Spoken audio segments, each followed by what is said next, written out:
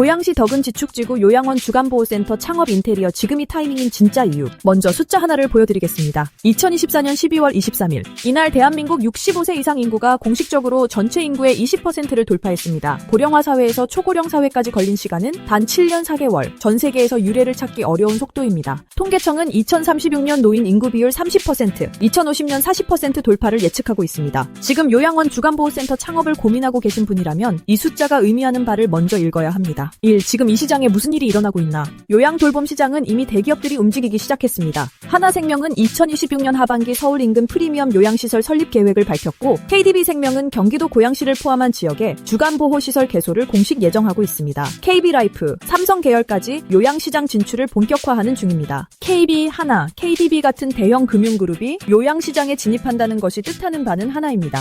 이 시장은 이미 검증됐고 앞으로 더 커진다. 대기업이 들어오기 전 지역 밀착형 시설이 먼저 자리를 잡으면 어떻게 될까요? 입소자와 이용자의 신뢰는 브랜드 이름이 아니라 먼저 있었던 곳에게 갑니다. 요양은 한번 자리를 잡으면 쉽게 바뀌지 않는 업종입니다. 이 왜 고양시 덕은 지축지구인가? 입지를 고를 때 핵심은 딱 두 가지입니다. 수요층이 있는가, 경쟁이 포화됐는가. 덕은 지구. 한강변과 서울 경계부라는 지리적 이점을 가진 도시개발사업지구로 상암 수색과 생활권을 공유합니다. 서울 수준의 프리미엄 시설을 원하지만 비용 부담을 줄이고 싶은 수요층을 정확히 흡수하는 입지입니. 4. 아파트 7가의 단지, 주상복합 2개 단지, 규모의 신흥 주거지역으로 인구 유입이 꾸준히 이어지고 있습니다. 지축지구. 개발 면적 약 118만, 총 9,144세대가 입주하는 대규모 공공주택지구입니다. 지하철 3호선 지축역을 품고 있어 교통 접근성이 뛰어나고 2026년 덕양구에만 약 2,000세대의 신규 입주 물량이 예정되어 있습니다. 신도시 택지지구의 공통 패턴이 있습니다. 입주 후 10부터 15년이 지나면 초기 입주민들이 노령층에 진입하고 자녀 세대가 부모의 돌봄을 필요로 하기 시작합니다. 덕은 지축지구는 지금 딱 그 골든타임의 초입에 서 있습니다. 그리고 결정적으로 이 지역에는 아직 제대로 된 요양원 주간보호센터가 절대적으로 부족합니다. 3. 꼭 프리미엄이어야 할까요? 아닙니다.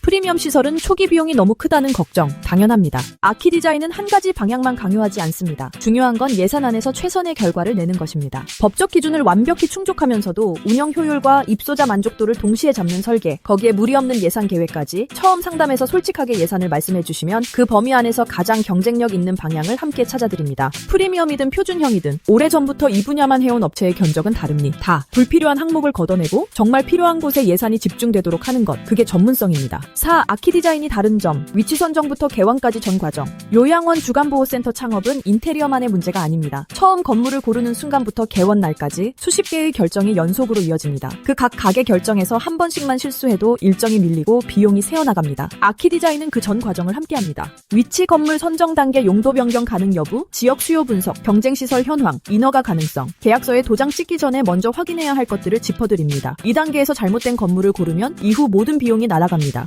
설계 인허가 단계 노유자 시설 법적 기준, 소방법, 장애인 편의시설 기준을 동시에 반영한 설계, 인허가 서류 준비부터 지자체 제출까지 경험에서 나오는 흐름으로 진행합니다. 시공 단계 예산에 맞는 공정 설계, 단계별 시공으로 불필요한 비용 최소화, 운영 중 공사가 필요한 경우 입소자 동선 분리 계획까지 기본으로 제공합니다. 개원 준비 단계 장기요양기관 지정 신청, 건강보험공단 현장 조사 대응까지 함께합니다. 공사가 끝난 후에도 개원 직전까지 챙겨야 할 것들이 많습니다.